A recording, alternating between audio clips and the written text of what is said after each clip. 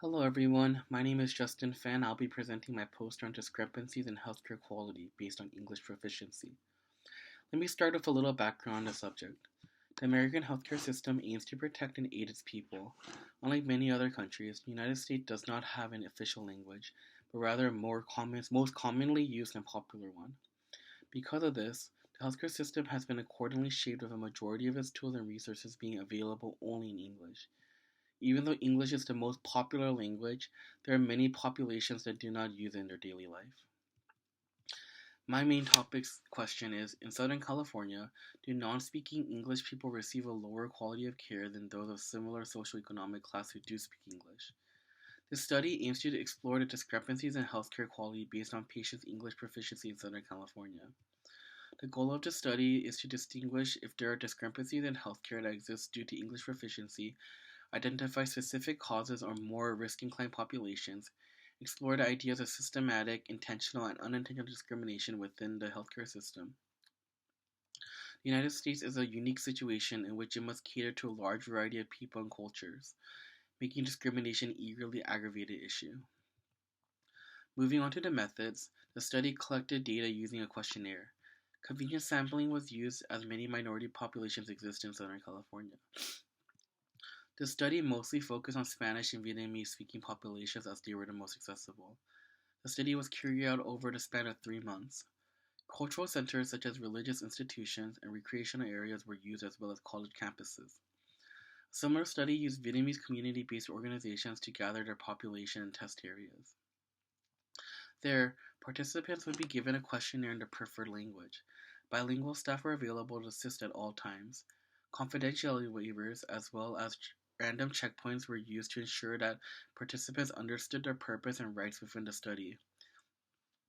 The surveys that were used were electronic, but participants who were more comfortable using pen and paper were given a physical copy in lieu of electronic forms.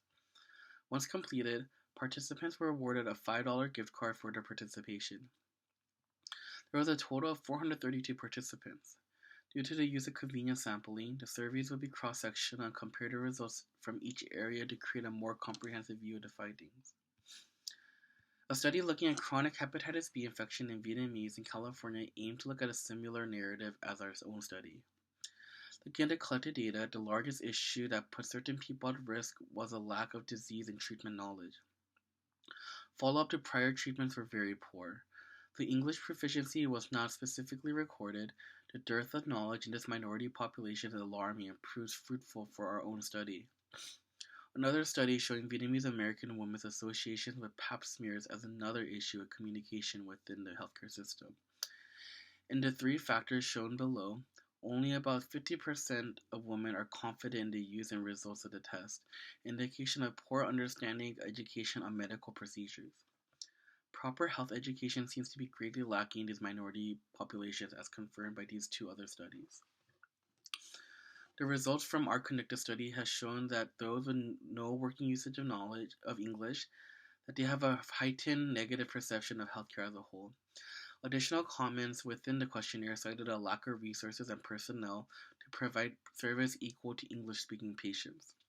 Similar studies have shown that healthcare professionals have struggled with non-English speaking patients and failed to provide the best possible care they could.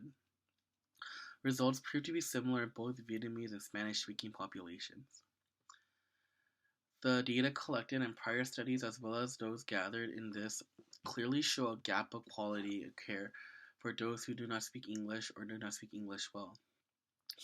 Though the collected data lacks statistical power in numbers and sampling, it does begin necessary discussion of integrated discrimination within the healthcare system. Not only are direct services by healthcare institutions geared only towards English speakers, but public outreach, public health, and overall health education lies in a sphere of English dominance that is unobtainable for many minorities and minority populations. That is the end of my presentation, and thank you for your time.